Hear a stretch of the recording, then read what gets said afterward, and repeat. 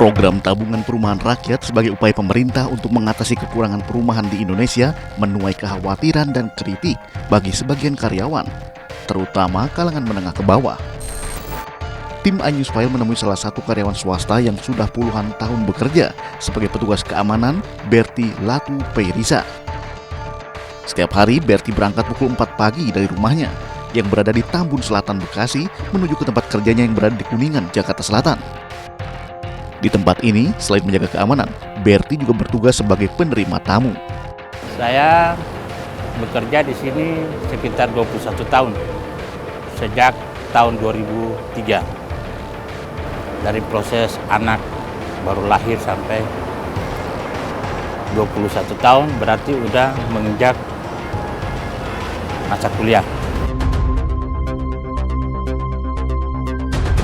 Meski telah mendapat upah minimum provisi, Berti mengaku gajinya sebagai petugas keamanan tidak cukup untuk memenuhi kebutuhan keluarganya. Pasalnya, upah tersebut juga harus dipotong dengan iuran wajib sebagai karyawan. Emang gaji nggak cukup? Ya semua orang pasti bilang nggak cukup. Dengan gaji UMP 5,5 juta 60 ribu, ya kan? Dengan kebutuhan, ya kan? Belum lagi bayar kuliah, bayar kos, bayar segala keperluan. Setidaknya hingga saat ini terdapat 5 potongan dalam gaji karyawan per bulannya, pajak penghasilan atau PPh 21. Menurut Undang-Undang Nomor 7 Tahun 2021, jenis pajak ini akan dikenakan kepada pegawai dengan gaji minimal 5 juta rupiah per bulan atau di atas 60 juta rupiah per tahun. Besaran iuran PPh 21 bervariasi setiap pekerja, mulai dari 5 hingga 35% per bulan. BPJS Kesehatan, dari besaran iuran BPJS Kesehatan sebesar 5%, peserta dibebankan 1% dari gaji per bulan. BPJS Ketenagakerjaan Jaminan Hari Tua, setiap karyawan yang menjadi peserta JHT juga harus rela gajinya dipotong sebesar 2% dari upah per bulan. Selanjutnya untuk BPJS Ketenagakerjaan Jaminan Pensiun, karyawan akan menanggung potongan sebesar 1% dari gaji per bulan. Dan untuk BPJS Ketenagakerjaan, Jaminan Kecelakaan Kerja, pekerja akan dikenakan iuran 0,24% dari upah per bulan. Sementara untuk besaran iuran jaminan kematian adalah 0,3% dari upah per bulan. Untuk menambah penghasilan dan memastikan pendidikan untuk kedua anaknya tercukupi, Berti juga bekerja sebagai pengemudi ojek online. Dari tahun 2018, itu anak saya masuk kuliah di Undip. Semenjak dia masuk Undip, langsung saya start.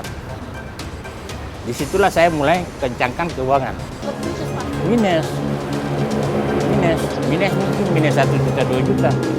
Makanya itu saya dengan prinsip gaji saya serahkan ke rumah. Ngojek dapat nggak dapat, saya harus bertahan dengan. Sadar akan mendapat tambahan potongan, Berti berharap program Tapera yang akan berlaku di tahun 2027 nanti tidak disalahgunakan, yang justru akan menambah beban rakyat. Setuju asal pemerintah mau jelas dalam menyelesaikan atau memprogramkan Tapera ini untuk masyarakat. Karena yang rata-rata diharuskan itu masyarakat ekonomi ke bawah, yang pas-pasan. Kita takutnya itu nanti disalahgunakan atau disalah artikan bagaimana sih umpamanya terjadi gini, ya kan? Nah, apa kendalanya? Dipersulitlah.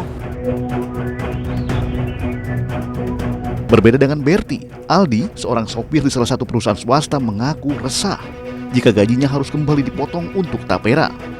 Aduh, kalau saya untuk saat ini keberatan sih, Mbak. Apalagi kan masih banyak BPJS, potongan BPJS, ditambah kalau potongan itu sih memberatkan ya. Menurut Aldi, program pemerintah yang digadang-gadang bisa membantu rakyatnya untuk bisa mendapatkan rumah tersebut belum jelas dan cenderung memaksakan. Wah, terlalu dipaksakan sih, Mbak. Kalau bener belum kelihatan sistemnya, bentuknya, tiba-tiba langsung dipotong sih keberatan banget. Apalagi tanpa persetujuan dari yang dipotong atau pekerja gitu. Kurang setuju sih kalau saya, kalau tiba-tiba langsung dipotong gitu. Apalagi belum kelihatan bentuk jelasnya. Saat ini, Aldi masuk tahun kelima bekerja sebagai sopir yang juga bagian dari tenaga ahli daya atau outsourcing. Menjadi bagian dari outsourcing, Aldi harus rela gajinya dipotong 1 juta per bulan. Belum termasuk potongan wajib lainnya seperti BPJS Kesehatan dan BPJS Ketenagakerjaan. Kalau buat pendapatan sih dibilang cukup, nggak cukup, ya bersyukur aja sih. Cuman banyak potongan aja Mbak kalau di outsourcing itu. Kalau dari pihak pertama kan UMR ya. Kedua itu potongan hampir 1 juta Mbak. Itu pun harus dipotong BPJS juga.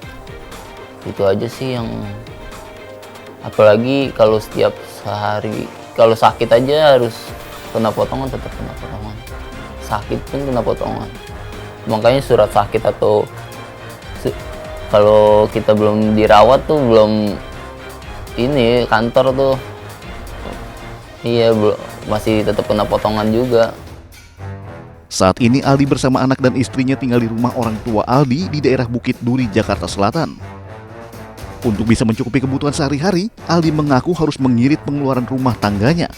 Pasalnya, belum ada pekerjaan tambahan yang bisa ia dapatkan.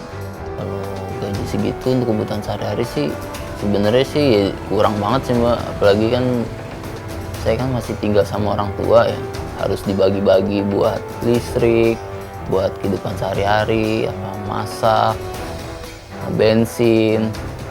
Kurang sih Mbak sebenarnya sih. Cuman ya mau gimana, nyari kerja kan sekarang kan susah habis.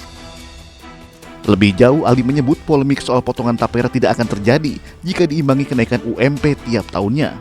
Tapi sih yang nggak mau punya rumah kan, apalagi dengan dibantu gitu. Kalaupun programnya jelas, terus rumahnya kelihatan atau jelas dah udah struktur dengan rapi, ya masyarakat sih pasti setuju kalau ada potongan itu. Kalau bisa ya sejalan sih Mbak, UMP biar naik sekitar 8% lah setiap tahunnya. Yang penting UMP-nya aja dinaikin nih. Tabungan jangka panjang dengan memotong penghasilan rakyatnya secara langsung tidak akan menjadi polemik jika pemerintah mau transparan dalam mengelola dana tersebut.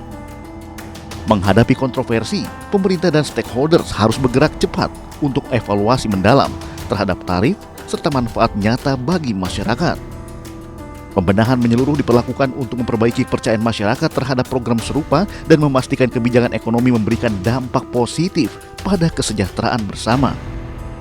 Jadi jangan bilang Anda tidak tahu akan permasalahan ini, karena kami sudah memberitahukannya.